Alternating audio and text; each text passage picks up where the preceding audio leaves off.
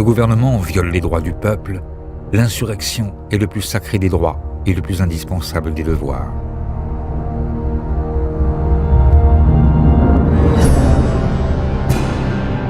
« 5 avril 1877, un groupe d'une trentaine d'hommes remonte le chemin sinueux qui mène au petit village de Letino, dans le massif du Matese.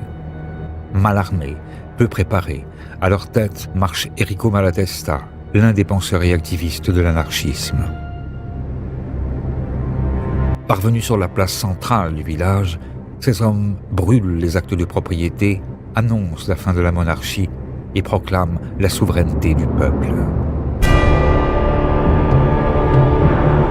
Cette tentative révolutionnaire est vouée à l'échec. Mais ces militants, au moment où ils se font conduire en prison, savent-ils que leur insurrection n'est que la première d'une longue suite et que l'anarchisme, momentanément vaincu, va bientôt faire trembler la terre?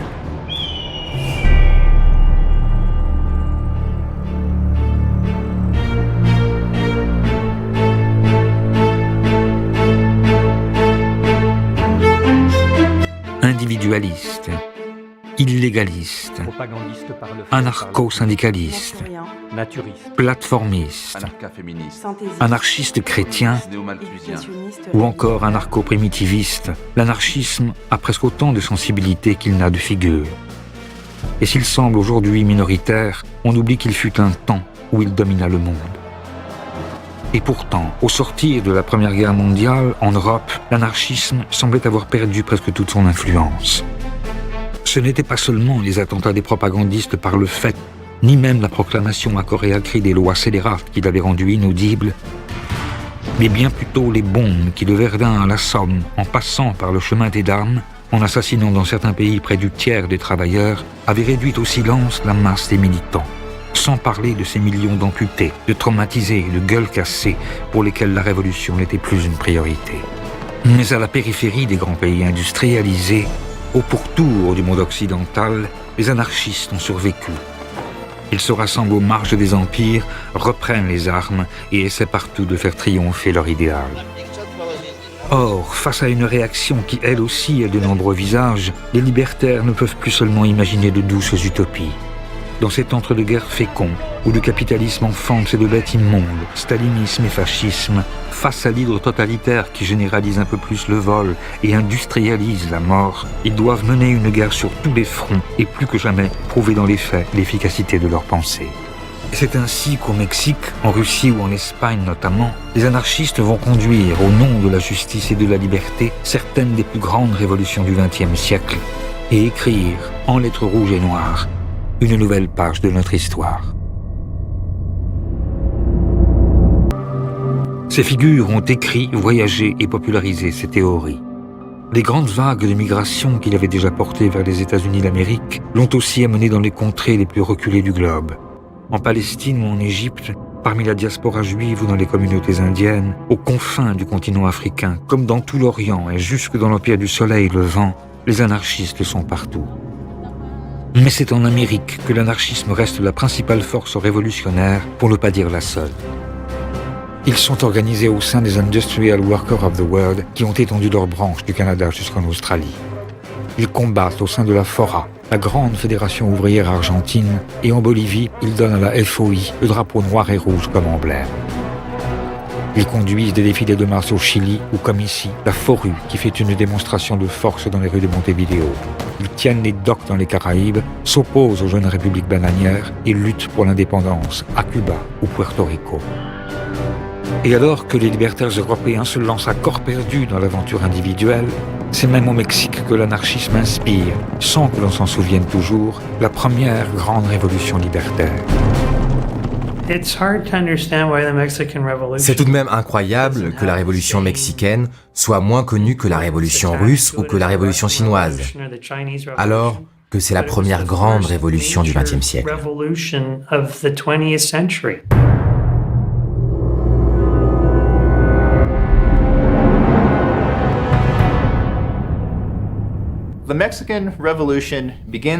La révolution mexicaine commence en 1910.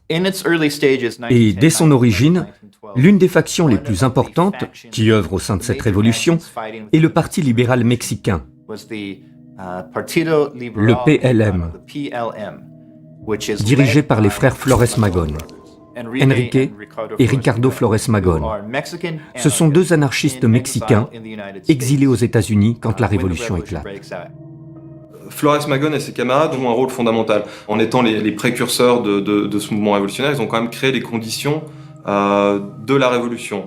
Ils ont été un aiguillon permanent, on va dire, pour toutes les autres factions révolutionnaires. C'est-à-dire qu'ils ont toujours poussé, par leur propagande, à radicaliser les positions des autres factions. Magón pensait en fait que la révolution mexicaine, c'était le premier acte de la grande conflagration mondiale qui n'allait pas tarder à arriver. C'est-à-dire que la révolution mondiale libertaire était, selon lui, sur le point d'éclater.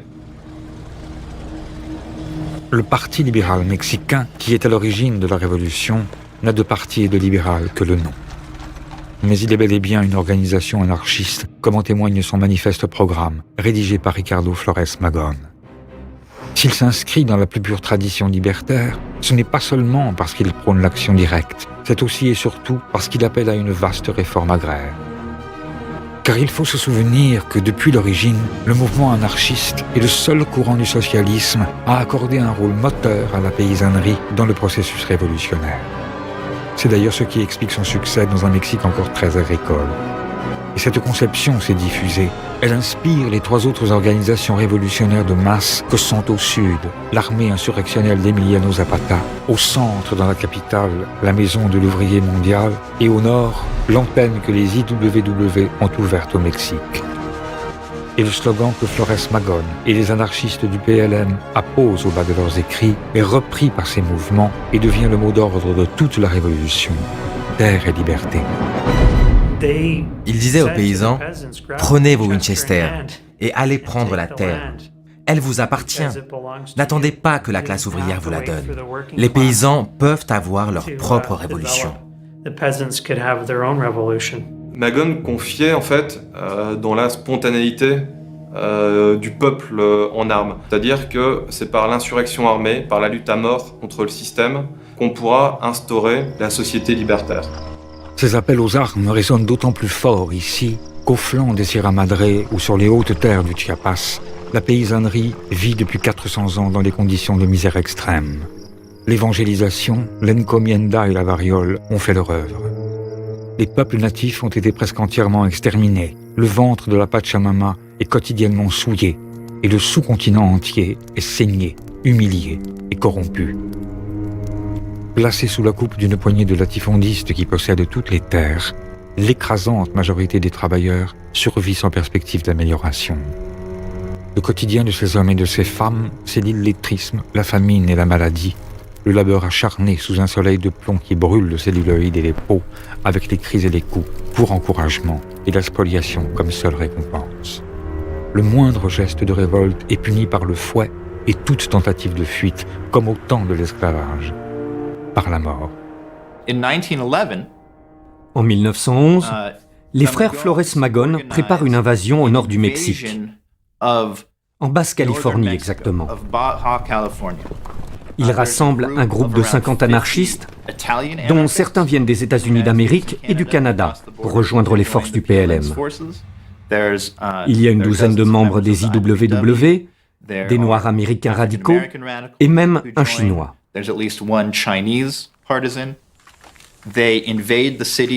Ils cernent la ville de Mexicali, la libèrent des troupes fédérales et en prennent le contrôle.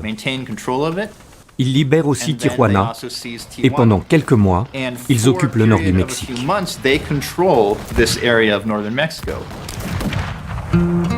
La petite armée du PLM, soutenue par les IWW et emmenée par le général Mosby que l'on voit ici sur son cheval, ouvre les prisons et fait flotter le drapeau noir sur la commune Terre et Liberté. Les libertaires du monde entier s'enthousiasment. Emma Goldman participe à les meetings. Kropotkin fait la première théorie de la guerre de guérilla. Jack London publie un recueil de nouvelles. Aux États-Unis, en Argentine, à Cuba, au Portugal, en Italie, partout la presse anarchiste se passionne pour cette insurrection mexicaine qui va peut-être renverser le vieil ordre. En ces temps où les chansons parlaient encore de la vie des hommes, Joe Hill, émigré suédois et troubadour révolté, l'une des grandes figures des IWW, vient participer à l'insurrection à la manière de ce que l'on appellera plus tard les Brigades internationales. Should I Ever Be a Soldier, le morceau qu'il compose alors témoigne en musique de cet engagement et appelle les autres travailleurs à le rejoindre dans la lutte. Join the army of the toilers, men and women fall in line. Wage slates of the workers, do your duty for the cause for land and liberty. It's the first time that anarchists see a situation in which there is an army. C'est la première fois dans l'histoire que les anarchistes ont une armée qui fonctionne selon des principes anarchistes et qui implante le communisme libertaire. Parce que c'est ça le projet du PLM. Créer une nouvelle société anarchiste au Mexique pour ensuite l'exporter aux États-Unis et dans le reste du monde.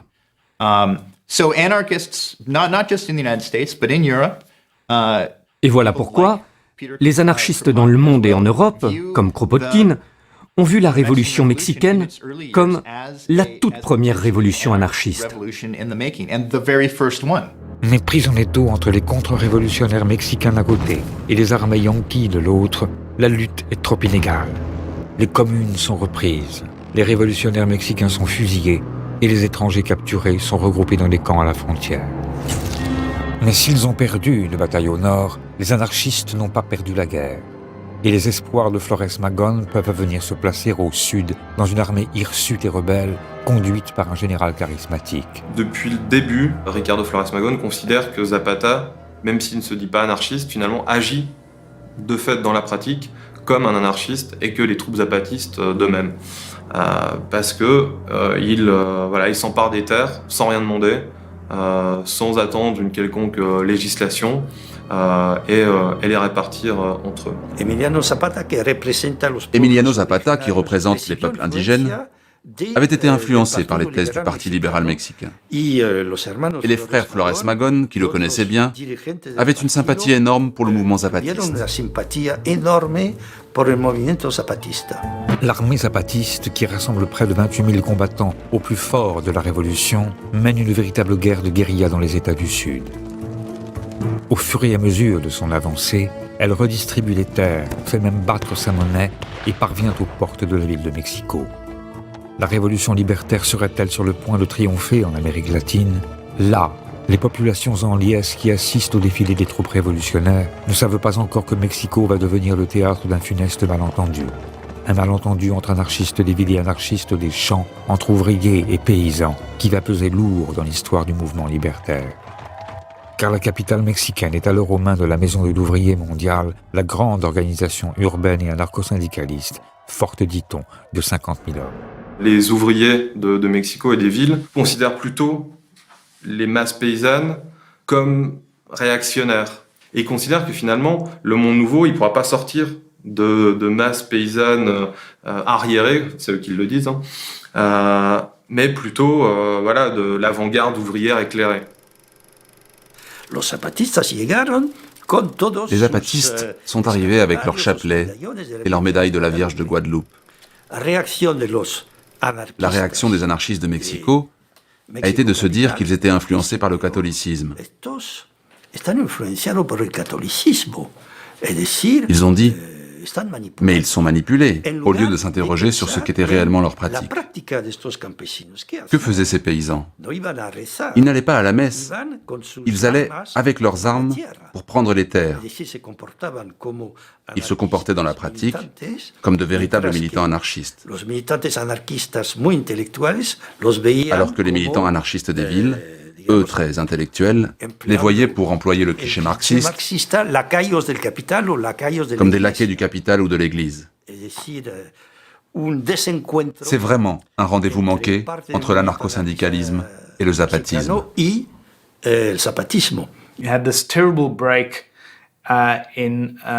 Une véritable opposition se crée alors entre les deux mouvements. La direction du COM décide de former des bataillons rouges pour attaquer les zapatistes. Et en faisant cela, ils trahissent vraiment leur classe. Ayant perdu tout repère, les ouvriers des bataillons rouges se changent en auxiliaires de l'armée bourgeoise. Et grâce à eux, les contre-révolutionnaires font tomber sur les populations une répression aveugle.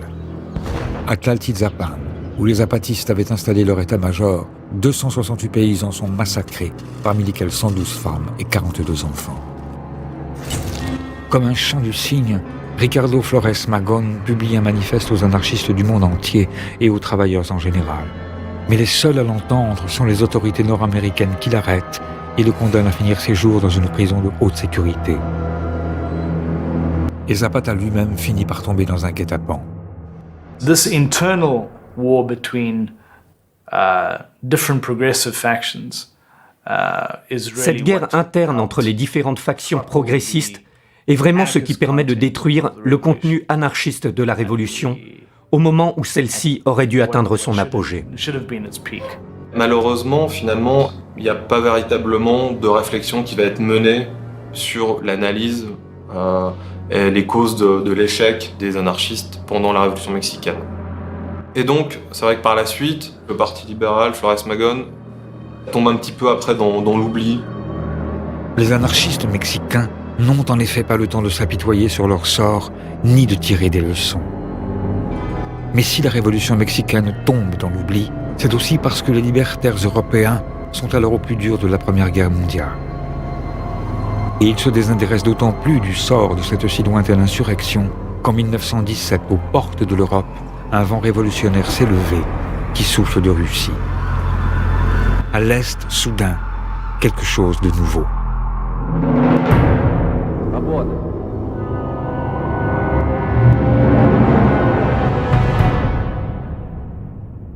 En 1917, première révolution russe en février, le tsar se carapate, il y a une certaine démocratie qui s'instaure et des soviets, conseil ouvrier, des usines qui se reprennent par les anarchistes trouvent ça formidable. Journée de 8 heures, abolition de la peine de mort, liberté d'opinion et de conscience. Dans un premier temps, la révolution russe s'attaque aux injustices et donne tout le pouvoir aux soviets. Dans cette immense Russie, où l'on rend hommage à Tolstoï, où l'on érige un monument à la gloire de Bakounine et où l'on offre à Kropotkin des ministères, les anarchistes ont tout pour croire que l'anarchie, ici, enfin, est en train de triompher. Le début de la révolution russe redonne vraiment de la vigueur au mouvement anarchiste. Parce que c'était exactement le type de révolution qu'ils avaient toujours prôné. Une insurrection spontanée. L'immense majorité d'entre eux a accueilli comme quelque chose d'extrêmement positif le fait que quelque part dans le monde, il se trouve que c'était en Russie, des hommes, des femmes se lèvent pour dire que c'en était fini du pouvoir d'autrefois. Dans un premier temps, les anarchistes pensent qu'il y a effectivement une possibilité de voir naître en Russie, enfin, un véritable pays communiste. J'allais dire État, non pas un État, ils n'en veulent pas d'un État, mais un pays qui en quelque sorte se serait de lui-même transformé en société communiste. Partisan du communisme libertaire. Et oublier la bataille entre Marx et Bakounine au sein de la Première Internationale, il voit alors dans les bolcheviks des révolutionnaires avec lesquels, malgré des désaccords sur les méthodes, il est possible de s'associer pour créer ensemble le monde nouveau. Les anarchistes en Russie ont été des partenaires actifs de la révolution, aux côtés des bolcheviks et des socialistes révolutionnaires. Ils ont eux aussi participé au renversement du tsar, organisé des soviets et repris les usines. L'enthousiasme des libertaires russes s'explique alors aussi par le fait que Vladimir Ilitch Ulyanov, dit Lénine, n'est pas considéré à cette époque comme un marxiste dogmatique ou un aspirant despote. Son parti ne s'appelle pas encore communiste. Le premier traité politique qu'il a écrit s'intitulait « Que faire ?», par référence au roman du libertaire russe Tchernychevski. Il s'est enfin opposé à l'Union sacrée et a fait preuve d'un antimilitarisme qui a pu séduire la masse des libertaires. Mais pour les anarchistes russes, Lénine est encore et surtout le petit frère d'Alexandre Ulyanov, un propagandiste par le fait, pendu en 1887 pour avoir préparé un attentat contre le tsar. Cette généalogie glorieuse, ajoutée à ces gages libertaires, les conduit à penser que Lénine pourrait avoir pour eux des sympathies. Et la publication en pleine année 1917 de son livre « L'État et la Révolution » semble confirmer ces hypothèses.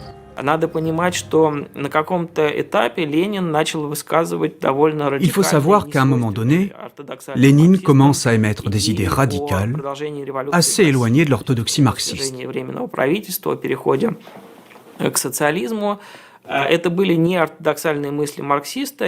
Il critique aussi avec véhémence l'idée d'État, tendant ainsi la main aux anarchistes. Nous ne sommes pas en désaccord avec les anarchistes quant à l'abolition de l'État en tant que but. Nous affirmons que pour atteindre ce but, il est nécessaire d'utiliser provisoirement les instruments et les procédés du pouvoir d'État contre les exploiteurs.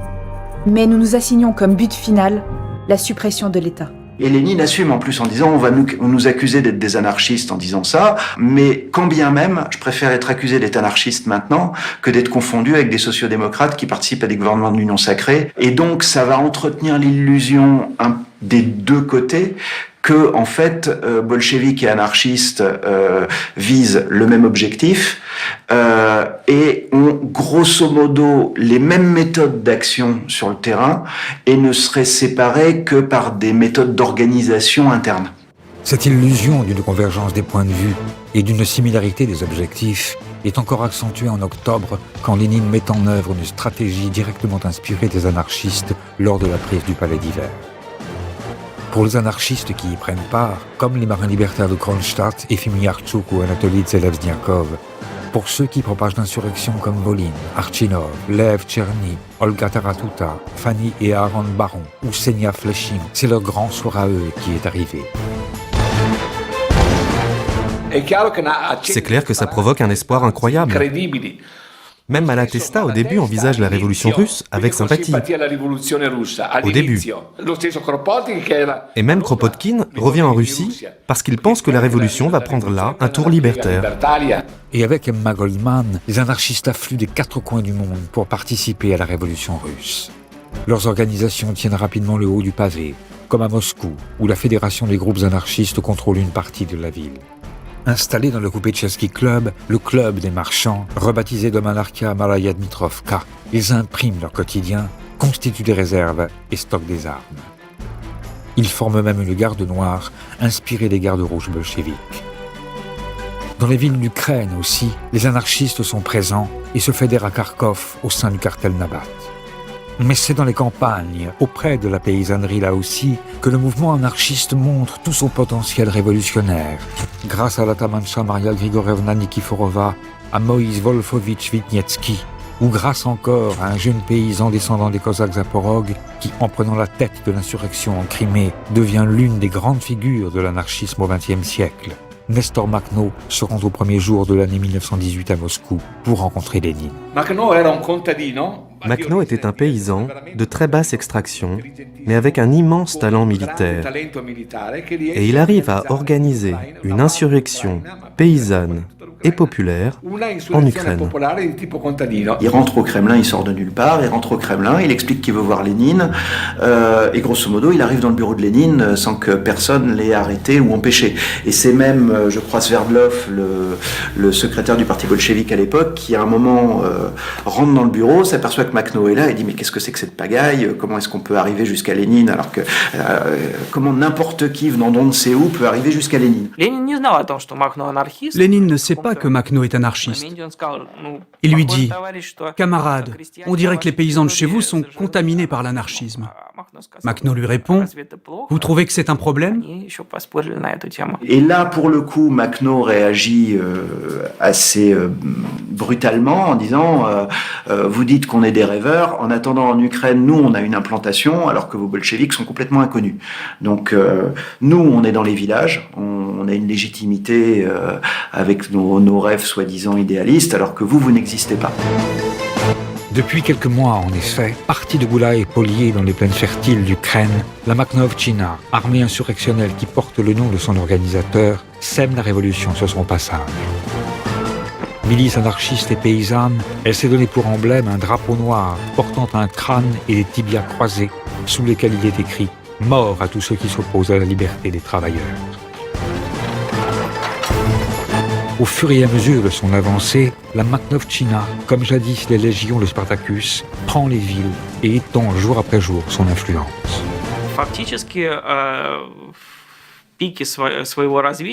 À son apogée, la Makhnovtchina contrôle un territoire qui fait la taille d'un pays européen moyen et sur lequel vivent des centaines de milliers de personnes.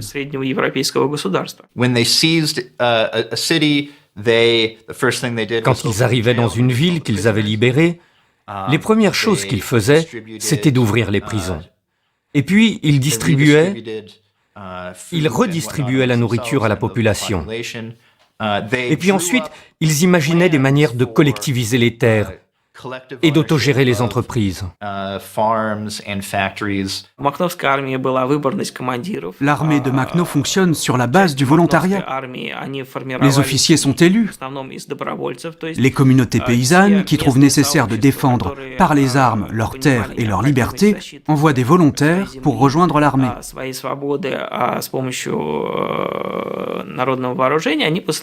Ils fournissent librement des chevaux, des chariots et des vivres.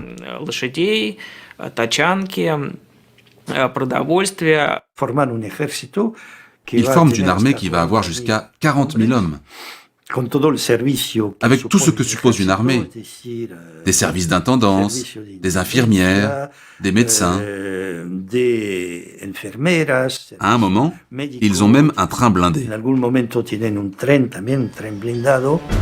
Un train blindé comme celui de Trotsky, mais sur le leur il est écrit « anarchie ». Il permet à celui que ses partisans surnomment Batko Makhno, petit père Makhno, et dont voici les seules images filmées, de transporter sa cavalerie depuis Goula et Polier jusqu'à Alexandrovsk, Kharkov et même jusqu'aux portes de Kiev, d'un bout à l'autre d'un front qui s'étend sur plus de 1000 kilomètres. Ces troupes peuvent ainsi mener une véritable guerre de harcèlement sur les flancs des forces contre-révolutionnaires de Petliura et à l'arrière des terribles armées blanches du général Denikin. Et en ce mois d'octobre 1919, deuxième anniversaire de l'insurrection, alors que pour les bolcheviks tout semble perdu, Makhno et les anarchistes sauvent la révolution russe. La population et les bolcheviks étaient en train de s'enfuir. Voilà vraiment un exemple de l'efficacité de la Makhnovtchina, qui n'est pas restée sur son petit précaré. Makhno a été capable de penser à l'intérêt général, et là, de sauver la révolution. C'est à ce moment-là son heure de gloire au début 1919, et il fait la jonction avec l'armée rouge, et une jonction volontaire des deux côtés, immortalisée devant les caméras, avec Dybenko, un bolchevique impressionnant par sa carrure, Makhno est tout petit à côté. Voilà, donc on voit un peu les deux conceptions de la révolution, une conception bolchevique assez rigoriste, et puis Makhno, qui à l'époque ressemble encore à un dirigeant un révolutionnaire romantique. Un révolutionnaire romantique qui distribue des livres de Kropotkin aux paysans et essaie de construire avec ses camarades un monde nouveau dans lequel il n'y aurait, comme il le dit lui-même, ni esclavage ni mensonge, ni honte, ni divinité méprisable, ni chaîne, où l'on ne pourrait acheter ni l'amour ni l'espace, où il n'y aurait que la vérité et la sincérité des hommes. Mais à Moscou, où Lénine vient de décréter le communisme de guerre, on commence à voir d'un mauvais œil les actions des anarchistes et les critiques qu'ils formulent déjà depuis le cœur même de la nouvelle capitale à l'égard de la dictature sur le prolétariat.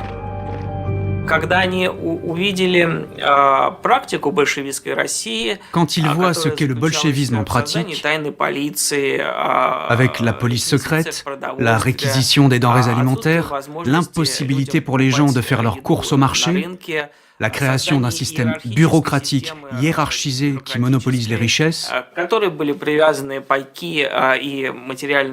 les anarchistes trouvent que ça ne correspond pas à leur idée du socialisme.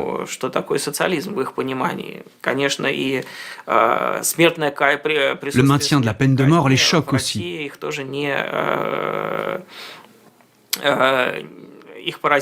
Cela va à l'encontre de leurs principes socialistes. Ils se sont battus toute leur vie contre cela.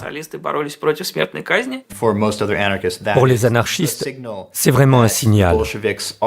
Ils se rendent compte que les bolcheviks ne sont pas de vrais révolutionnaires. qu'ils ne sont pas intéressés par le bien-être des travailleurs, qu'ils n'aiment pas les anarchistes, ni d'ailleurs personne qui ne soit pas bolchevique. On est vraiment dans un moment où les bolcheviks, qui à l'origine représentent un groupe révolutionnaire parmi d'autres, se retrouvent à la fois isolés politiquement et à essayer de stabiliser leur pouvoir, donc en éliminant les groupes qui possèdent les mêmes groupes militarisés qu'eux. Donc c'est un peu à celui qui va gagner sur les autres. Face aux critiques, Trotsky, qui vient de prendre la tête de l'armée rouge, décide, c'est son expression, de débarrasser la Russie des anarchistes avec un balai de fer. Mais il faut auparavant fabriquer le consentement. Conscients du potentiel d'une nouvelle arme de propagande de masse, les bolcheviks se mettent alors à produire pour le tout jeune cinéma des films dénonçant les risques de la désorganisation petite bourgeoise et le péril noir de l'anarcho-banditisme. Бандиты, именующие себя анархистами. Вон тот помахивает черным флагом. Нет, отнюдь не идейные борцы. Comme c'est dans les vieux pots qu'on fait la meilleure soupe, point de révolution dans la communication. Les bolcheviks redessinent à gros traits les images éculées de la presse bourgeoise européenne et font le portrait des libertaires en agents provocateurs, avinés, incendiaires et écrasés. Là, il y a une véritable rupture qui est réalisée entre les anarchistes et les bolcheviks, qui vont devenir très vite les adversaires les plus dangereux du mouvement anarchiste que le mouvement anarchiste ait pu connaître. Mais en 1921, quand Kropotkin meurt, le pouvoir décide soudain d'organiser des funérailles nationales. Les bolcheviks auraient-ils quelques remords? Toutes les caméras du pays sont mobilisées pour saisir cet hommage rendu par la Révolution à l'un des pères de l'anarchisme. Emma Goldman, que l'on voit ici, prononce même son éloge funèbre. Quand Kropotkin meurt en 1921, beaucoup d'anarchistes sont déjà en prison. Le parti bolchevique accepte alors de libérer les anarchistes pour qu'ils aillent assister aux funérailles de Kropotkin. Ils sont des milliers. Mais juste après, il les remet en prison. Ces mesures sont d'un cynisme extrême. Le régime bolchevique, c'est le pays du mensonge déconcertant. Alors d'un côté, on salue un grand homme russe, tous les cas de figure, et d'un autre, on prend des mesures contre ces idées. À peine la cérémonie terminée, sur ordre direct de Lénine, le poète libertaire Lev Tcherny et la militante Fanny Baron sont fusillés dans les caves de la prison de la Tchéka, en compagnie de 7 autres anarchistes. Et dans les semaines qui suivent, les bolcheviks décident de purger les 2 derniers foyers d'anarchisme d'Union soviétique. L'Ukraine bientôt, mais d'abord Kronstadt, où les marins, surnommés jadis gloire et honneur de la Révolution, se sont mis en commune. Pour le comité central, la menace est trop proche et le symbole trop dangereux. Malgré les propositions de médiation d'Emma Goldman, Trotsky fait donner l'armée rouge qui écrase la petite île sous les bombes.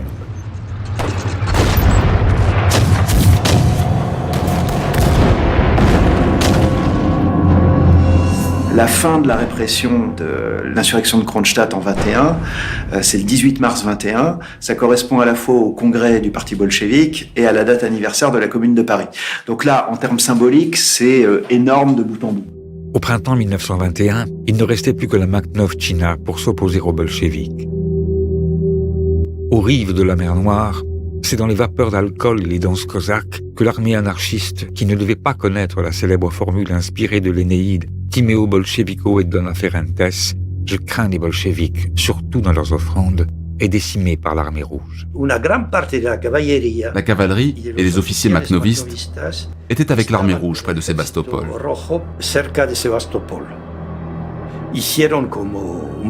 Ils ont fait un grand banquet pour fêter une victoire. Et là, vous savez, le léninisme est très bien organisé. Et pendant la nuit, tous les officiers makhnovistes ont été fusillés.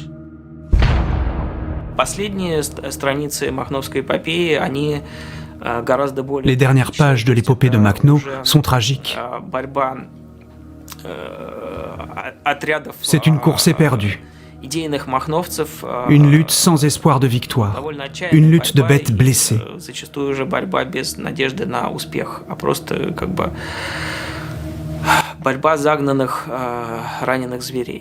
La révolution russe est catastrophique pour l'anarchisme.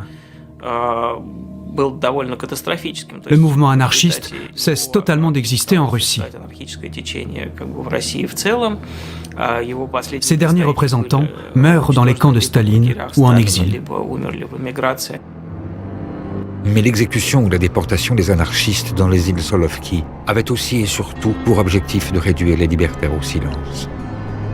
Car au moment même où il essayait de faire croire au monde ouvrier que le socialisme se construisait à l'intérieur de ses frontières, le pouvoir bolchevique ne pouvait prendre le risque que des témoignages de révolutionnaires de premier plan déchirent le voile des illusions des travailleurs. C'est la raison pour laquelle ces assassinats se sont doublés d'une censure totale de la parole des anarchistes. Et à partir de ce jour, et plus encore avec la prise de pouvoir de Staline, pour lequel, comme en témoignent ses écrits de jeunesse, l'anarchisme était une préoccupation de longue date, l'historiographie marxiste a passé sous silence le rôle joué par les libertaires dans la révolution russe. Et il a fallu des années pour qu'à l'Est, comme dans toute une part de l'Occident, les nouvelles générations puissent entendre la critique totale du régime soviétique, formulée en premier par les anarchistes. Les anarchistes ont effectivement été les tout premiers à dénoncer la nature profonde du régime. Ce sont eux qui ont dit qu'il s'agissait en réalité d'un capitalisme d'État, et que l'État allait devenir le propriétaire des terres, que l'État, en restant capitaliste, ne changerait en rien la situation des travailleurs, et que la classe ouvrière serait réprimée et n'aurait nulle part où se réfugier. Sinon nulle part où se cacher, c'est que dans l'immédiate après-guerre, la bourgeoisie capitaliste a elle aussi partout réprimé les tentatives révolutionnaires des anarchistes avec une barbarie qui n'a rien à envier au châtiment bolchevique.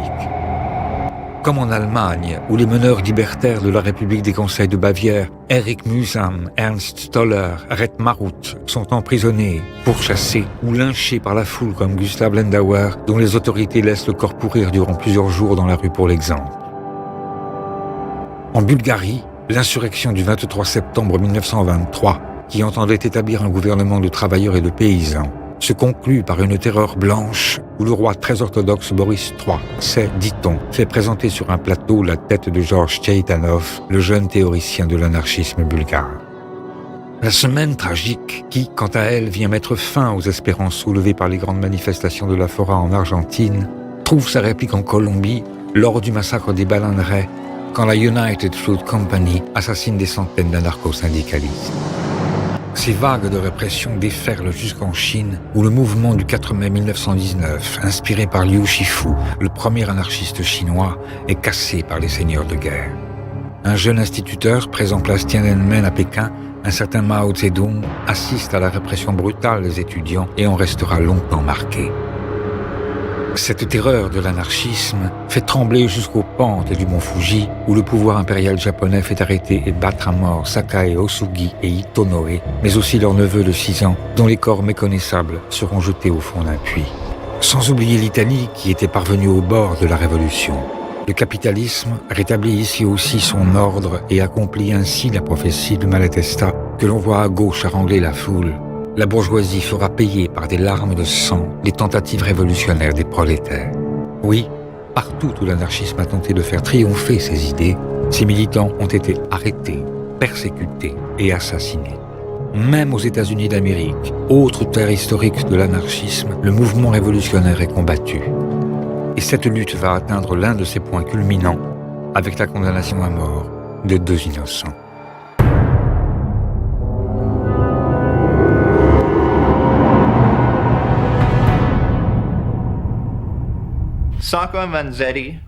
Sacco et Vanzetti appartenaient à la base des militants anarchistes.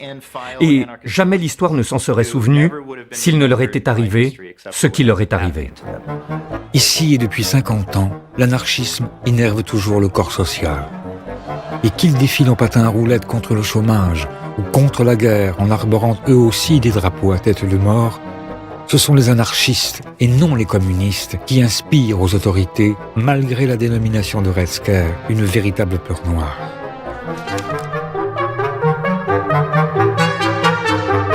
En 1917, Au cours d'une nouvelle chasse aux sorcières, de gigantesques rafles ont été organisées.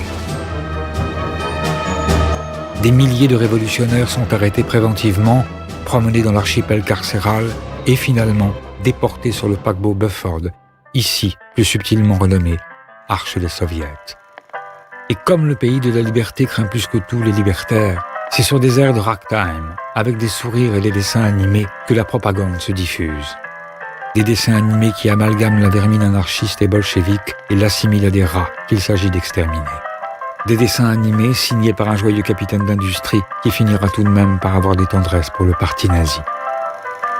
Il faut savoir que les États-Unis sont un pays où la guerre aux organisations syndicales et aux mouvements ouvriers a été d'une dureté qu'il n'y en a que très peu d'égal dans le monde occidental. Alors, la dureté avec laquelle les pouvoirs, en collaboration souvent avec la mafia, tu sais, c'est réel là, ce que je raconte, ils ont collaboré avec la mafia pour casser les syndicats, pour casser le mouvement ouvrier.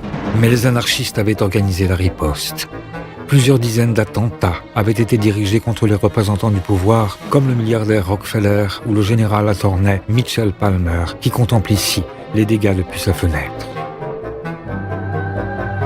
Les regards des autorités s'étaient naturellement tournés vers le mouvement qu'animait alors Luigi Galleani, un partisan de la propagande par le fait. Dans son journal Cronaca Sovversiva, cet avocat de formation prenait en effet l'usage direct, immédiat et individuel de la violence. Son opuscule, Le salut est en vous, avait d'ailleurs connu un certain succès qui se présentait comme un petit manuel de fabrication de bombes à l'usage de toute la famille prolétarienne. Et son mouvement, depuis quelques années, avait pris de l'importance dans la communauté italienne. Sacco et Vanzetti appartenaient à cette tendance. Ils croyaient à la révolution par tous les moyens, au plus vite. Mais quand on les arrête, ils ne savent pas pourquoi on les arrête. Ils croient que c'est parce qu'ils sont anarchistes.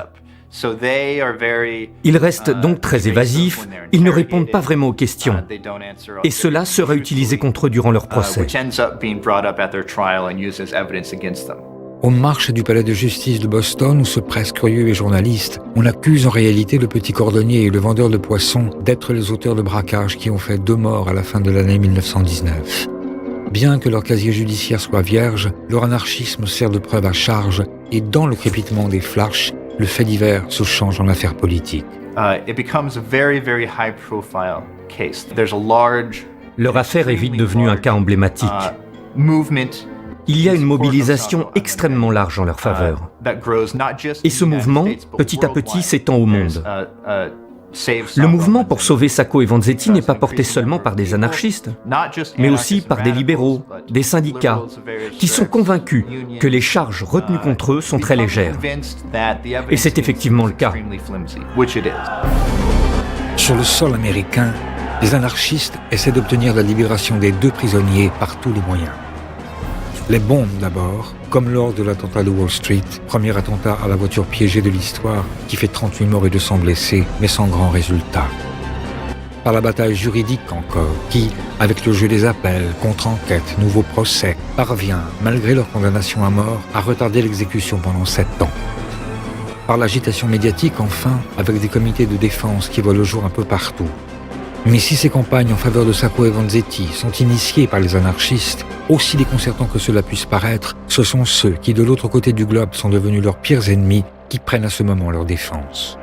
C'est tout de même une vraie ironie que ce soit les communistes qui aient adopté leur cause. Car au même moment, les communistes exécutaient et emprisonnaient des anarchistes en Union soviétique. Ils ne pouvaient donc pas avoir de sympathie pour les idées de Sacco et Vanzetti.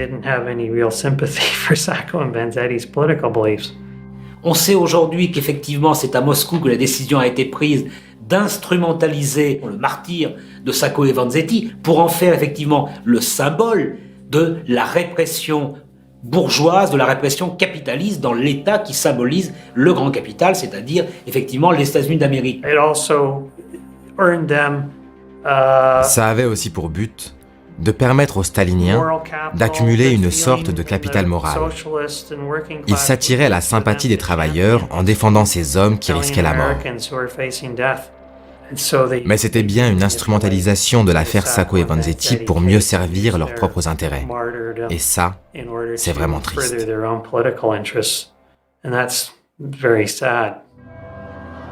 Inconsciente des tentatives de manipulation et sensible aux injustices faites aux anarchistes, la base des militants communistes ne ménage d'ailleurs pas ses efforts.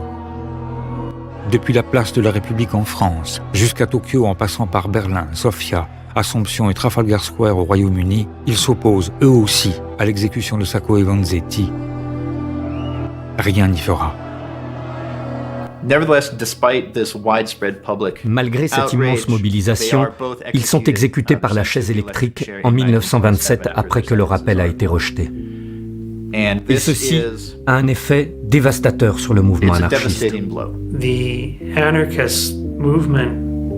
Le mouvement anarchiste est brisé aux États-Unis. Et on ne le reverra plus, au moins avant les années 60. Il faudra en effet attendre longtemps pour que, dénoncées les manipulations et reconnues les instrumentalisations, le gouverneur du Massachusetts réhabilite officiellement les deux hommes en déclarant que tous les déshonneurs devaient être enlevés de leur nom, pour toujours. Et 50 ans après leur condamnation à mort, grâce à John Baez qui chante sur un air composé par Ennio Morricone les dernières paroles de Vanzetti, la marche funèbre des anarchistes pouvait devenir un hymne mondial pour la justice et la liberté.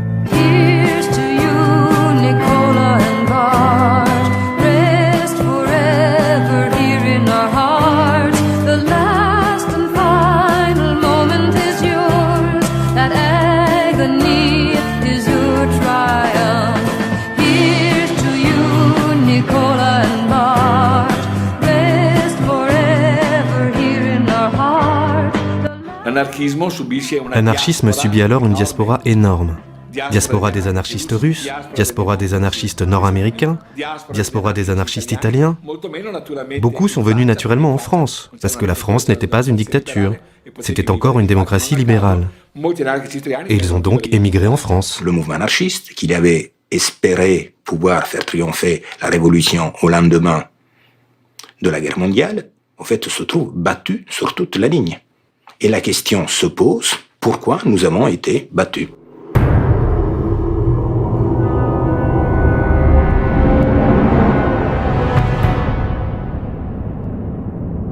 Paris est redevenu le centre du monde. Ce sont les années folles. Montparnasse a pris le relais de Montmartre. Dans la lumière colorée des premiers néons, à la Rotonde, au Dôme ou au Select, dans la lignée de Courbet, Pissarro ou Seurat, les artistes sont inspirés par la pensée libertaire. Que l'on songe à Duchamp, qui se dit un artiste, à certains membres du mouvement Dada qui publient leurs travaux dans des journaux libertaires, aux premiers surréalistes, qui pouvaient affirmer avec Breton qu'un monde anarchiste, un monde surréaliste, c'est la même chose. Que l'on pense aux peintres émigrés russes réfugiés dans la ruche, aux écrivains anglo-saxons, ou même à ces inclassables que sont Léo Mallet, le jeune Jean Dubuffet, Jean Vigo et Jean Cocteau, l'anarchisme souffle sur les arts son vent de liberté et de révolte. Mais loin des banquettes de Moleskine, au lendemain de l'armistice, le mouvement ouvrier, avec son 1,5 million de morts et ses 4 millions de mutilés, a payé très cher les folies de quelques-uns. Et dans l'ivresse patriotique qui suit la victoire, il se détourne peu à peu de l'anarchisme. Là, il y a vraiment une rupture de culture qui est liée à 4 ans de société totalement militarisée. Tout ça ne favorise pas le développement de l'anarchisme et c'est pas, à mon avis, un hasard si la forme de parti ouvrier qui va naître après la Première Guerre mondiale, c'est le bolchevisme, c'est-à-dire une structure hiérarchique qui ressemble à la structure de l'usine et à la structure de l'armée. Dans les années 1920, malgré les grandes grèves menées par les syndicalistes révolutionnaires, la société française et le mouvement ouvrier sont en effet en train de céder lentement, mais irrémédiablement, à de nouvelles sirènes. En fondant le Parti communiste à la suite du congrès de Tours, les marxistes-léninistes français, renforcés par la prise de pouvoir des bolcheviks en Russie et la création du Comintern, séduisent les prolétaires. Ils gagnent du terrain sur les anarchistes, s'emparent de leur structure, se réapproprient leurs martyrs et spolient leurs symboles. Comme l'Internationale, qui devient, amputé de quelques vers gênants, l'hymne de l'Union soviétique. Cette lutte engagé par les léninistes un peu partout, fait ici aussi ses victimes. 2 anarchistes sont par exemple assassinés dans de violents combats de rue pour la prise de contrôle de la maison des syndicats. Mais comme si cela ne suffisait pas, au sortir de la guerre, les anarchistes voient se dresser devant eux une nouvelle menace. Car pour égarer un peu plus les travailleurs, fasciner le sous-prolétariat et rassurer la petite bourgeoisie, le capitalisme a en effet décidé d'arborer son masque le plus spectaculaire, le fascisme. Ils avaient participé à la guerre et ils avaient retenu la leçon la plus néfaste de la guerre, celle de la violence. Mais à la différence de la violence révolutionnaire de gauche, la violence fasciste est plus professionnelle. Parce que les fascistes ont compris à la guerre que la violence doit être organisée. Cette organisation grandissante des fascistes dans et par la violence s'accompagne d'une tentative de récupération des symboles de l'anarchisme, comme le fait l'Action française présidée par Charles Maurras. Elle crée le cercle Proudhon, du nom du père fondateur de l'anarchisme, afin d'attirer les ouvriers dans son giron. Il deviendra le berceau du fascisme à la française. Ou comme le fait Benito Mussolini, un ancien instituteur et journaliste qui fonde le Parti national fasciste et revêt ses jeunes milices de chemises aux couleurs noires de l'anarchie. Ce fils d'un socialiste révolutionnaire a d'ailleurs fréquenté certaines personnalités du mouvement, comme Leda Raffanelli, la militante italienne convertie à l'islam, avec laquelle il eut dans sa jeunesse une brève histoire d'amour. Et sans doute est-ce là d'ailleurs l'origine de la légende tenace, selon laquelle le Duce, avant la guerre, aurait été anarchiste. J'ai une anecdote exceptionnelle qui va vous donner une idée du flair de Malatesta. En 1913, Malatesta revient en Italie. Il va à Milan, et là, il rencontre Mussolini. Pendant 1 heure. À la fin, ils se saluent, et un ami de Malatesta demande « Alors, que penses-tu de Mussolini ?» Malatesta répond « Ce n'est pas un socialiste, c'est encore moins un anarchiste, c'est un révolutionnaire qui fera beaucoup de chemin. » Oui, c'est vrai que Mussolini avait traduit le livre sur la grande révolution française de Kropotkin. Mais il n'a jamais été anarchiste, absolument jamais. Et à la suite de Malatesta, les anarchistes ne s'y trompent pas, qui s'opposent aussitôt violemment à l'avènement des nouveaux despotes. Ils sont même les seuls à en combattre la menace, les armes à la main. Comme en Italie, où Michele Schirru, Angelo Sbardellotto ou Anteo Zamboni, qui finira lynché par la foule, fomentent chacun leur tour des tentatives d'assassinat de Mussolini. En Espagne, c'est le dictateur fasciste Primo de Rivera qui est visé, tandis qu'en France, l'héroïque Germaine Berton abat le rédacteur en chef de l'Action française. Alors que sévit aux États-Unis d'Amérique un véritable régime d'apartheid, il n'y a que les libertaires des IWW pour affronter, dans la rue, les milices racistes du Ku Klux Klan. Et l'on oublie que si l'anarchiste conseilliste Marinus van der Lubbe incendie le Reichstag, c'est parce qu'il est devenu l'antichambre de l'hitlérisme. Mais pour la majorité du mouvement, la réponse individuelle n'est plus adaptée. Et c'est au cours des débats sur la constitution des premiers fronts antifascistes qu'ils exposent ce qui est, selon eux, la seule réponse possible à la menace. Très schématiquement, pour les fronts antifascistes, il y a cette histoire du moindre mal. Si le mal principal, c'est le fascisme, il faut tous s'unir contre le fascisme, et quand le fascisme aura été vaincu, on se battra entre nous, de manière dialectique, sur les différentes manières d'organiser la société. Les anarchistes n'acceptent pas cela. Ils pensent que s'il faut combattre le fascisme militairement, il faut aussi le combattre avec une révolution sociale. Pour eux, le seul moyen d'éradiquer le fascisme, c'est à travers la révolution qui sapera les bases économiques et sociales du fascisme. En juin 1926, à Paris, un texte paraît qui s'intitule « Plateforme d'organisation de l'Union générale des anarchistes ». C'est un coup de tonnerre dans le petit monde libertaire. Non seulement pour l'appel qu'il lance à l'unité d'un mouvement qui s'est toujours montré rebelle à toute forme d'organisation, mais encore pour le nom de son principal signataire, un revenant des vallées de cendres et de larmes d'Ukraine qui travaille désormais enchaîné aux lignes de montage chez Renault, dont le corps n'est plus qu'une longue cicatrice, Nestor Makhno. Makhno arrive à Paris après avoir goûté à l'internement en Roumanie, aux prisons polonaises, etc. Il arrive donc dans une période où à la fois les idéaux révolutionnaires sont quand même en déclin, parce que la période n'est plus tellement à ça nulle part en Europe, et où par contre l'image de l'URSS est assez positive pour que le mouvement communiste se soit constitué là-dessus, et donc le mouvement anarchiste se retrouve extrêmement marginalisé. Par rapport à ça, vous avez des anarchistes qui estiment que, à l'origine de cette défaite, c'était l'absence d'organisation, ou de concertation, plus exactement, des anarchistes entre les deux. Et c'est le point de vue qui est défendu par ce qu'on appelle les makhnovistes, c'est-à-dire les partisans de Makhno, qui vont développer, avec Archinov, des documents dans lesquels ils se déclarent favorables à la constitution d'une organisation anarchiste structurée, fondée sur le principe de la responsabilité collective, que pour eux c'est quelque chose d'indispensable pour pouvoir reprendre le combat et l'emporter. L'anarchisme n'est pas une belle fantaisie, ni une idée abstraite de philosophie. Il est un mouvement social des masses laborieuses. Il doit rallier ses forces en une organisation générale et permanente, comme l'actualité et la stratégie de la lutte sociale l'exigent. La plateforme publiée ci-dessous représente les grandes lignes, le squelette d'un tel programme.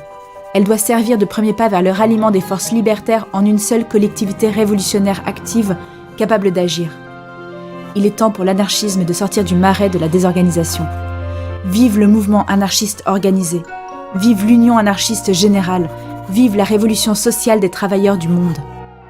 Certains ont pu lire la plateforme comme une volonté d'imiter le parti bolchevique. Mais c'est en réalité une transposition de ce qu'a été la Makhnovtchina comme groupe anarchiste. C'est-à-dire que c'est une élimination de l'anarchisme de tendance artistique, de la tendance individualiste ou de l'anarchisme terroriste. C'est vraiment la lutte des classes menée par des groupes armés. Au lieu de favoriser le rassemblement du mouvement anarchiste, l'appel de Makhno provoque surtout un de ces interminables débats dont les libertaires ont le secret. Des réponses fusent du monde entier. On s'oppose, on polémique, on synthétise. La confusion s'installe. Tout cela ne fait que renforcer Makhno et les siens dans leur conviction qu'il faut unir et discipliner un peu plus les anarchistes. Il décide de rassembler ses partisans à La Haye-les-Roses, dans la banlieue parisienne, lors d'une conférence internationale qui se tient le 20 mars 1927 au cinéma Les Roses. Au nombre des participants, on compte des anarchistes russes, des Italiens, des Polonais, des Bulgares et même des Chinois, dont le romancier Bajin. Mais c'est particulièrement la situation de l'Espagne qui intéresse Makhno à ce moment-là. Pourquoi l'Espagne? C'est beaucoup posé la question. Peut-être parce qu'on ne les aime pas, les anarchistes, ça c'est Léo Ferré qui dit ça, mais beaucoup plus concrètement, c'est parce que l'Espagne, c'est un pays où le socialisme naît anarchisme. C'est-à-dire que ce n'est pas une tendance du socialisme, mais en Espagne, le socialisme est anarchiste, point. L'anarchisme en Espagne n'a pas seulement une origine populaire, comme en France ou en Italie, mais une véritable base populaire. Une base populaire de milliers, de centaines de milliers de militants. Une base populaire dont provient un mécanicien anarchiste d'une trentaine d'années qui en séjour s'est réfugié à Paris et retient l'attention de Makhno. Il s'appelle Bonaventura Durruti. Il partage leurs expériences, évoque les échecs passés, parle des possibilités nouvelles. Durruti lui dévoile son passé terroriste, lui raconte l'organisation déjà ancienne du mouvement anarchiste en Espagne et lui dit des espérances révolutionnaires en Catalogne ou dans les plaines d'Aragon qui ressemblent tant aux steppes d'Ukraine. Impressionné par le courage, l'intelligence et la détermination de l'Espagnol, Makhno lui livre son testament politique et promet que si la révolution éclate en Espagne, il viendra combattre à ses côtés.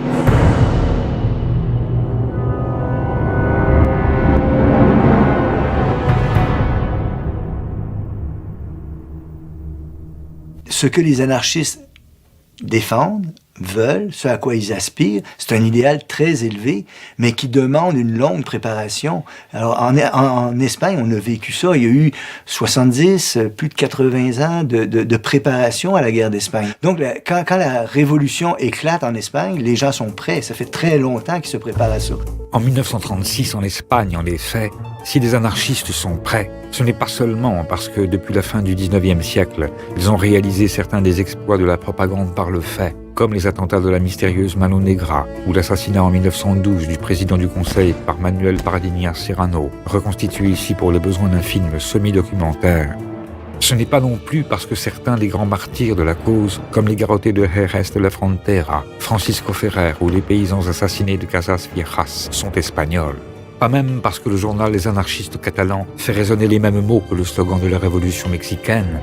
Pas plus parce que certaines des grandes insurrections paysannes ou ouvrières eurent lieu au Levant, en Andalousie, dans la Rioja, en Catalogne, ou dernièrement dans les Asturies, avec sa révolution d'octobre matée par un certain général Franco aux ordres de la toute jeune démocratie bourgeoise. Non. Si les anarchistes espagnols sont prêts, c'est parce que le mouvement libertaire dans la péninsule est solidement organisé depuis l'origine. D'abord au sein d'une puissante section espagnole de l'Internationale ouvrière, puis de la FAI, Fédération anarchiste ibérique, et de la CNT, Confédération nationale du travail, qui est, à la veille du coup d'État de Franco, l'un des syndicats les plus fournis et le mieux structurés au monde. Le monde, il est vaste, hein, mais c'est unique en Europe occidentale que la principale force syndicale, mais ça ne se limite pas à ça, la principale force sociale, pas politique parce que le terme est ambigu, organisée, c'est la CNT. On a compté qu'à la fin du printemps 1936, c'est à peu près 1,5 million de gens qui sont adhérents à la Confédération nationale du travail sur l'ensemble de l'Espagne, dont pas loin d'une moitié en Catalogne. Avec seulement un salarié permanent. C'est incroyable quand on y pense. Un seul salarié pour une organisation aussi grande. En 1936, Macno est mort et Durruti est revenu en Espagne. Des élections ont lieu. Une fois n'est pas coutume, les organisations anarchistes qui ne présentent aucun candidat appellent leurs militants à voter pour le Front populaire. Grâce aux millions de voix des libertaires, une assemblée de gauche composée de socialistes, de républicains démocrates et de seulement quelques communistes, qui représentent alors une infime minorité du mouvement ouvrier espagnol, est élue de justesse. La réaction de la droite ne se fait pas attendre. Le général Franco somme toutes les casernes de prendre le contrôle du pays. C'est la guerre civile. Le coup d'État de Francisco Franco survient en 1936 et l'Espagne éclate comme une pastèque. D'un côté, il y a un front progressiste et de l'autre un front fasciste. Et pendant 3 ans, ça va être une opposition radicale. Comme en Italie ou en Allemagne, devant le putsch, la grande bourgeoisie applaudit. Les oligarques apportent leur soutien financier aux fascistes et les démocrates abdiquent. Le gouvernement de Front populaire abandonne. Au lieu d'appeler à la résistance, il démissionne 3 fois dans la même journée. Le peuple est livré à lui-même et une moitié du pays tombe sous la coupe de Franco. Les organisations libertaires lancent alors un appel général à la mobilisation. Partout, spontanément, comme un seul homme, les anarchistes se lèvent. En Catalogne, emmenés par Durruti qui dirige la défense de Barcelone, les libertaires mettent en échec les putschistes. Aux barricades, l'hymne de la CNT que Valeriano Robon, l'un des théoriciens de l'anarcho-syndicalisme espagnol, écrit en quelques heures, devient le cri de tout un peuple.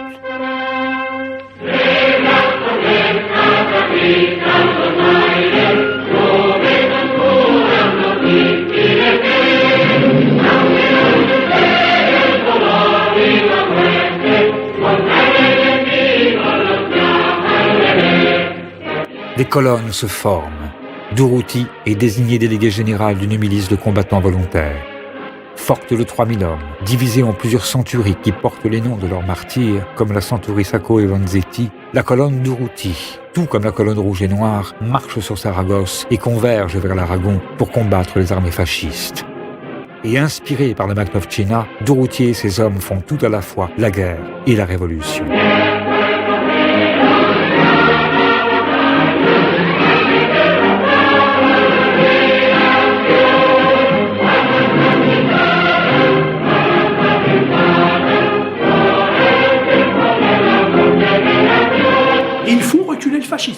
ce que les armées républicaines postérieurement ne seront pas fait. Mais ils font reculer le fascisme, en particulier en Aragon. Et dès que les colonnes libèrent un village, immédiatement on y proclame le communisme libertaire.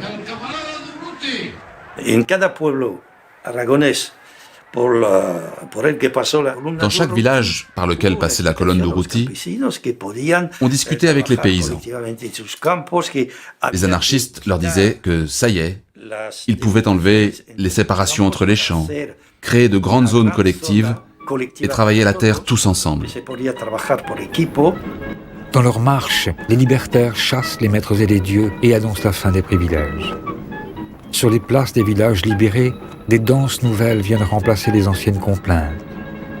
Des couples se forment aux yeux de tous, on partage les terres, le travail et le pain, on donne la retraite aux anciens, on prend le temps de vivre. On invente des pratiques et on recrée des solidarités. L'anarchisme pousse ici sa logique jusque dans ses ultimes retranchements. Assemblées paysannes, campagnes d'alphabétisation, plus de 800 villes et villages d'Espagne se mettent en commune. Et l'une des plus grandes expériences de collectivisation de l'histoire commence. Dans la pratique, c'est une explosion d'expériences, de nombreuses communautés, et pas un village de 200 habitants, qui supprime l'argent. Ah bon? Et on va vivre comment? Alors on invente, parce que ça, c'était pas dans les textes des théoriciens. On invente par exemple le salaire familial. Tout le monde travaille, on a une production, on la répartit comment? Au niveau des efforts de chacun? Non, au niveau des besoins de chacun. Ils avaient aboli l'argent. Ça semble incroyable aujourd'hui. Mais ils étaient des milliers. Ils s'organisaient. Bien sûr que sur ces territoires libérés, le clergé était exproprié. Et les anciens exploiteurs devaient désormais travailler main dans la main avec les paysans. Ça ne va pas se passer bien partout. Parce que dans un premier temps, on chasse la garde civile, on chasse ou on élimine les fascistes du village. Parfois, les troupes franquistes vont revenir. Et on imagine la répression qui va s'imposer. On parle d'églises incendiées. On parle aussi des curés tués par les anarchistes. C'est vrai, ça a eu lieu. Le pouvoir, quand il est repris par le peuple, génère ce genre d'action. Bakounine lui-même le disait. Il disait, quand la révolution arrive, il est inévitable que 100 têtes tombent. 100 têtes, ce n'est pas beaucoup quand on pense aux exactions commises par les fascistes. Grâce au matériel envoyé en quantité presque illimitée par Henry Ford et au soutien de troupes italiennes ou de la lugubre Légion Condor, les franquistes se livrent en effet à une véritable épuration sociale et un nettoyage idéologique.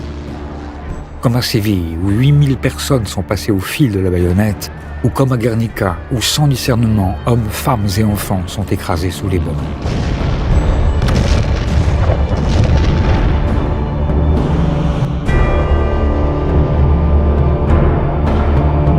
Malgré la terreur blanche qui s'abat, les demandes d'armes des libertaires aux démocraties bourgeoises, même publiées sur des timbres, restent lettres mortes. Les anarchistes peuvent cependant compter sur la solidarité internationale du mouvement qui, de journaux en conférences, appelle partout à rejoindre les rangs des insurgés. Le Français Sébastien Faure ou l'anarchiste cambrioleur Marius Jacob, l'Algérien Mohamed Saïl, l'Argentin Diego Abade de Santillan, le Belge Louis Mercier-Vega, le Russe Georges Sosenko, Simone Veil, qui s'engage dans la colonne d'Urruti, comme Emma Goldman, qui, à plus de 67 ans, vient en Catalogne. Du monde entier, des hommes et des femmes arrivent en Espagne pour soutenir la révolution. Et avec les premières colonnes d'internationalistes, la brigade Abraham Lincoln, composée notamment d'IWW, le bataillon Malatesta que l'on surnomme bataillon de la mort, ou le bataillon Louise Michel venu de France, les révolutionnaires étrangers prennent soudain, en arrivant, la mesure du changement. Dans les pays d'où ils viennent, que ce soit des Français, des Anglais, des Américains, que ce soit des réfugiés, allemands ou italiens, les autres ils sont dans le camp de Franco, dans leur pays, il n'y a jamais eu, ils n'ont jamais, à aucun moment de leur histoire, rencontré un mouvement anarchiste de cette importance. On a un témoignage formidable avec George Orwell, qui est en Angleterre, qui fréquente non pas les milieux communistes, mais les milieux plutôt trotskistes, qui va venir en Espagne pour combattre. Il arrive à Barcelone, Et c'est une véritable découverte. En Angleterre, il ignorait que les anarchistes existaient d'une part et tenaient la ville. Alors l'ouvrage dont il s'agit a un titre bizarre puisque c'est hommage à la Catalogne, mais il faut le lire, c'est formidable. En théorie, c'était l'égalité absolue. Et dans la pratique, il s'en fallait de peu. Nous avions comme un avant-goût du socialisme. Un grand nombre des mobiles normaux de la vie civilisée avaient absolument cessé d'exister. L'habituelle division en classes de la société avait presque disparu. Il n'y avait là que les paysans et nous. Et nul ne reconnaissait personne pour son maître. Pendant que les bataillons internationalistes partent soutenir les colonnes anarchistes sur le front, à l'arrière, devenus à leur tour conscients du rôle central joué par la propagande, les libertaires s'emparent de l'industrie du cinéma et, avec leurs faibles moyens, montrent les combats acharnés qu'ils livrent alors en Aragon. Mais dans cette guerre des images, où pour la première fois, ce sont eux qui filment, les anarchistes n'oublient pas de témoigner de l'ampleur et de la spécificité de leur révolution. Les opérateurs de la CNT saisissent sur le vif une capitale insurgée. Premier reportage sur les événements de Barcelone, c'est le syndicat CNT, le syndicat des spectacles publics, qui le produit. Ils sortent dans la rue, voir ce qui se passe sur les barricades, de formidables images d'une ville en révolution. On n'en a pas pour Saint-Pétersbourg ou d'autres endroits. Là, on en a. C'est quoi une ville en révolution? Sur ces images, on voit une ville qui est pratiquement anarchiste, avec un enthousiasme populaire exceptionnel qui ne s'est plus jamais reproduit dans toute l'histoire. Ces images révèlent au monde l'importance et la cohérence de la révolution libertaire espagnole. Au milieu des restes de barricades et des centres de pouvoir détruits, les documentaristes anarchistes comme Félix Marquet dévoilent chaque étape du grand bouleversement. Ici, l'anarcho-syndicalisme fonctionne à plein et donne sa mesure. Toute forme de bureaucratie, de métiers non productifs, d'emploi de contremaîtres sont abolis. Les grandes décisions sont prises en conseil, les différentes tâches effectuées en commun, les moyens de production récupérés par la collectivité. En Catalogne, qui est de loin la première région industrielle d'Espagne, ce sont plus de 75% des entreprises qui sont autogérées. Les tramways, les taxis et les bus, les hôtels et les restaurants, les boulangeries, la pêche et les métiers de bouche, les ateliers de textile, l'industrie du cuir et des chaussures. Tous les petits commerces comme les plus grandes entreprises sont désormais gérés de façon collective, sans baisse de production ni réduction du rendement. La révolution s'attaque même à la culture qui redevient soudain populaire et sociale. Cinéma, orchestre symphonique, opéra ou cabaret sont gérés directement par les comédiens, les danseurs et les musiciens, les techniciens et les ouvreuses qui sont tous membres de la CNT. Emma Goldman, qui a 67 ans est venue en Espagne soutenir la révolution catalane, peut déclarer « La collectivisation des usines et des terres représente la plus grande réussite de toutes les périodes révolutionnaires. Votre révolution va détruire pour toujours l'idée que le projet anarchiste signifie le chaos. Même si Franco gagne et que les anarchistes espagnols sont exterminés, votre travail continuera de vivre à jamais. » Ça signifie que l'anarchisme fonctionne. Ça fonctionne, mais à quelles conditions? À la condition qu'une majorité de la population soit convaincue par les principes libertaires. Il est donc possible de faire une société sans autorité et sans gouvernement, ou avec le minimum d'autorité et le minimum de gouvernement. Ce triomphe de l'anarchisme en Espagne trouve une expression dernière mais paradoxale le 4 novembre 1936, quand les républicains décident de former à Madrid un nouveau gouvernement de la victoire. Afin de rassembler les différentes forces antifascistes contre les franquistes, pour la première fois dans l'histoire, 4 libertaires deviennent ministres. Leur présence a d'un côté pour but de renforcer le gouvernement, mais elle est aussi un moyen pour les milices anarchistes d'obtenir des armes. C'est donc un peu du donnant-donnant.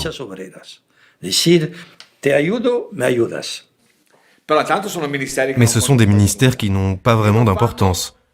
S'ils entrent au gouvernement, c'est dans un but stratégique. Ils le font en quelque sorte pour contrôler le gouvernement, pour empêcher que le gouvernement n'ait des menées anti-anarchistes. Dans la pratique, il n'y a pas eu plus d'armes pour les milices anarchistes. Et aux yeux des combattants, cette entrée au gouvernement a été au pire une trahison, au mieux une erreur. Et alors, il y a une scission entre la base anarchiste et ses 4 ministres. Le mouvement anarchiste commence à se scinder. Le Parti communiste, lui aussi représenté dans le gouvernement et qui jouit d'une place de plus en plus prépondérante grâce au soutien militaire que Staline apporte à la République, entend profiter de cette désunion. Il exige que la révolution libertaire soit ajournée et que les milices anarchistes désarmées soient réintégrées dans une armée régulière dirigée par des commissaires politiques. Le gouvernement et les 4 ministres votent cette proposition. Durruti considère cela comme une trahison. Il prend la parole. Si vous ne voulez pas que ceux qui luttent vous confondent, vous, à l'arrière, avec nos ennemis, accomplissez votre devoir. La guerre que nous menons actuellement est faite pour écraser l'ennemi au front. Est-il le seul ennemi? Non. L'ennemi, c'est aussi celui qui s'oppose aux conquêtes révolutionnaires qui se trouvent parmi nous et que nous écraserons également. Aux yeux des staliniens et des républicains, Durruti et sa colonne, qui tiennent l'Aragon, sont devenus trop forts, trop dangereux, trop radicaux.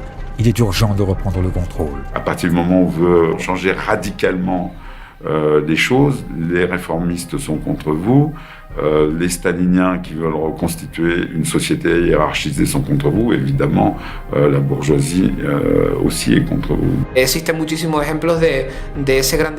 à ce moment que les républicains sont pris dans un dilemme, et que beaucoup d'entre eux disent « on préfère l'ordre fasciste à l'anarchie ». Pour affaiblir les anarchistes et avoir Durruti sous la main, le gouvernement décide alors de faire venir sa colonne à Madrid, qui est assiégée par les franquistes. Les libertaires sentent le piège, mais Durruti espère saisir cette occasion pour relancer le processus révolutionnaire dans la capitale espagnole. Sa mort, qui survient dans de troubles circonstances, laisse cours aux plus folles rumeurs. Il était dans une voiture et il a voulu comprendre la situation. Alors il est descendu de la voiture. Quand il revient dans la voiture, il meurt. Plus exactement, il reçoit une balle. Une des premières interprétations, c'est que c'est un assassinat.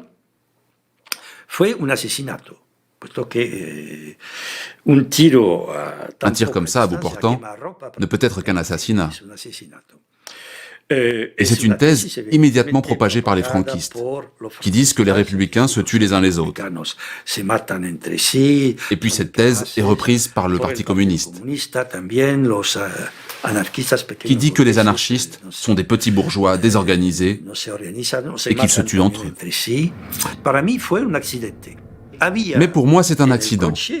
Il y avait dans la voiture un soldat qui avait un fusil. Ces fusils qu'il y avait en ce temps-là, avec la sécurité qui ne fonctionnait pas vraiment. Et quand Durruti s'est levé, il reçoit le tir.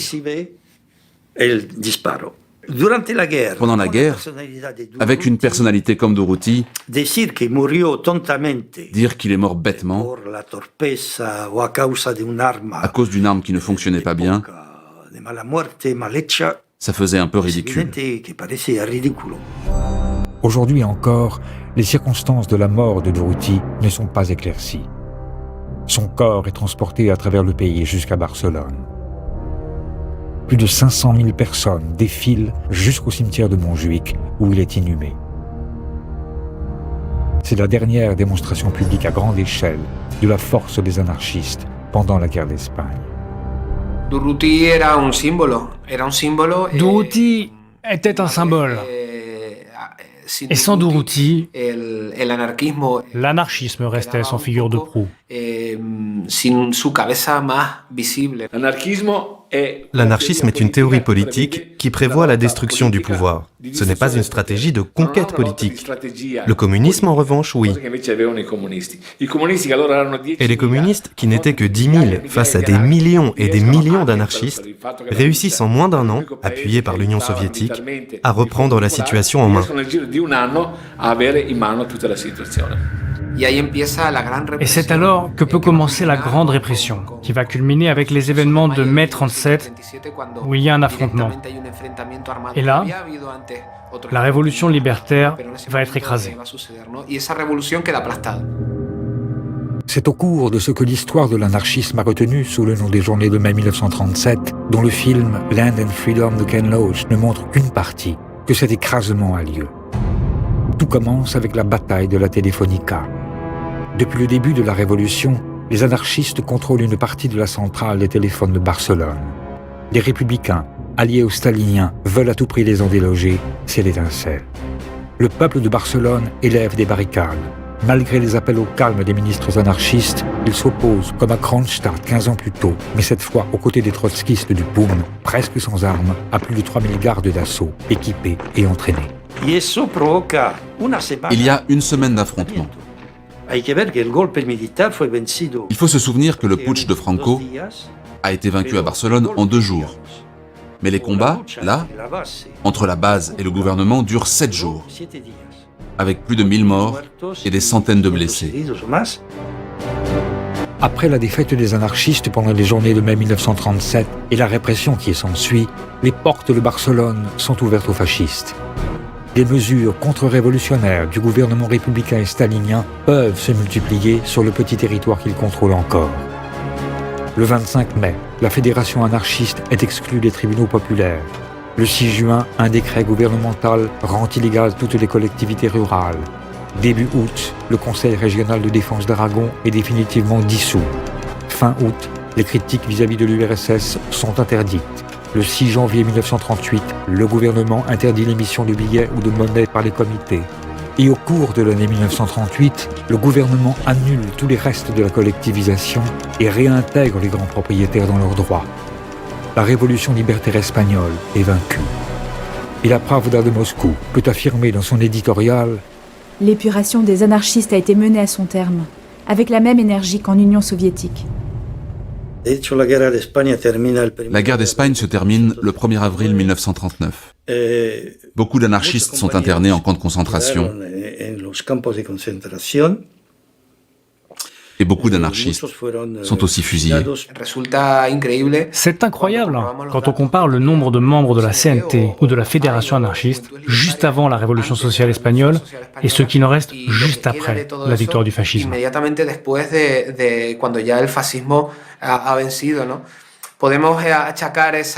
On pourrait croire que c'est la répression fasciste qui est la cause de cette disparition. Mais en réalité, c'est surtout dû à la répression du gouvernement républicain en accord avec les staliniens. Et ça, tous les historiens le confirment. C'est un épisode profondément dramatique de l'histoire du XXe siècle que cette guerre d'Espagne, même si c'est pas un épisode auquel on pense spontanément quand on fait l'histoire du XXe siècle. Pour moi, c'est un des points tournants, puis c'est quelque chose de sanglant, c'est quelque chose d'horrible dans l'histoire du XXe siècle, ce qui s'est passé là. L'abandon par les démocraties, les fascistes italiens, les nazis, donc l'URSS, les staliniens. Alors, le monde entier se ligue pour faire échouer cette expérience-là, et comme vous le savez, elle échoue.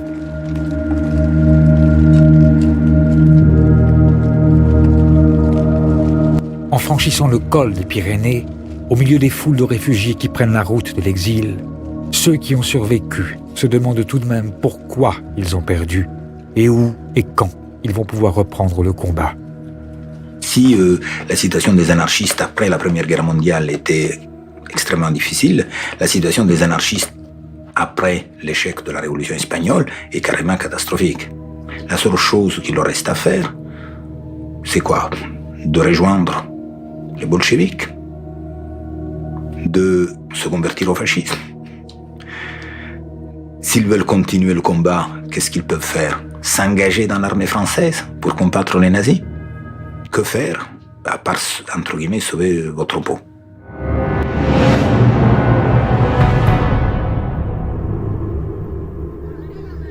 En avril 1939, la Deuxième Guerre mondiale n'a pas encore commencé.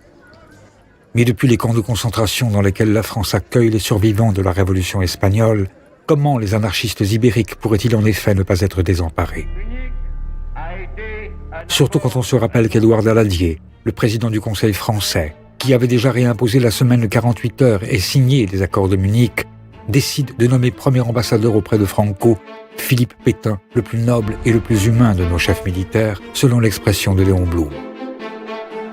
Mais si la situation est aussi difficile pour eux, comme pour tous les anarchistes au monde, c'est que la contre-révolution est en passe de triompher partout. Dans les pays fascistes, bien sûr, mais aussi dans les républiques socialistes ou dans les démocraties libérales, la réaction égrène son chapelet de mort. Comme lors du massacre du Memorial Day aux États-Unis d'Amérique, où la police de Chicago assassine des dizaines de travailleurs, dont une femme et 3 enfants. Et comme toujours, dans un monde qui se recouvre de barbelés, les libertaires sont parmi les premières cibles de la répression. Du Vernet à Oranienburg, ils sont très tôt rassemblés, déportés et, à l'image d'Éric Musam, exécutés. Car dans un contexte de crise généralisée du capitalisme, l'écrasement des révolutionnaires constituait pour la bourgeoisie le préliminaire nécessaire à son désir d'expansion. Et l'impérialisme que l'on reconnaît hier comme aujourd'hui à ce qui n'a que le mot paix à la bouche, se préparait depuis longtemps à la guerre. L'Espagne, tout comme l'Abyssinie ou la Mandchourie, était bien plus que des répétitions générales. Tous les pactes de non-agression ne tendaient en réalité qu'à accélérer le processus déjà engagé et l'exacerbation des sentiments nationaux n'avait pour seul objectif que d'empêcher les travailleurs de s'unir. Il fallait donc auparavant à tout prix effacer jusqu'à la mémoire de ces hommes et de ces femmes qui avaient aboli l'État, l'argent et les frontières et essayer envers et contre tout de bâtir un monde meilleur. Et c'est ainsi que dans les ténèbres d'une nouvelle guerre mondiale qui libérera les passions les plus barbares et transformera la Terre en un vaste champ de ruines, alors que les travailleurs seront enrégimentés, fanatisés, réduits en esclavage ou en cendres, pouvait se perdre l'écho des dernières paroles de Durruti. Nous avons toujours vécu dans la misère et nous pourrions continuer de le faire pour un temps. Mais n'oubliez pas que nous, les travailleurs, sommes les seuls producteurs de richesse. C'est nous qui faisons fonctionner les machines, nous qui extrayons le charbon des mines, nous qui construisons les villes. Nous savons que nous n'hériterons que de ruines parce que la bourgeoisie essaiera de détruire le monde dans les derniers instants de son histoire. Mais nous n'avons pas peur des ruines parce que nous portons un monde nouveau dans notre cœur. Car notre sang bleu est noir, notre drapeau rouge est noir, notre étoile jaune est noire. Notre vie en rose est noire. Oui, notre sang bleu est noir.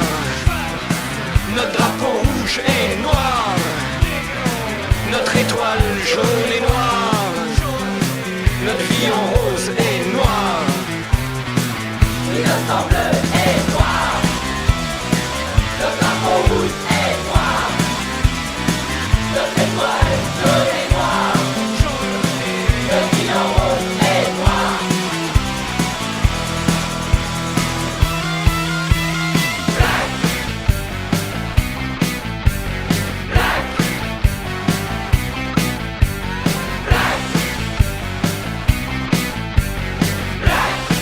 Et on fait bloc.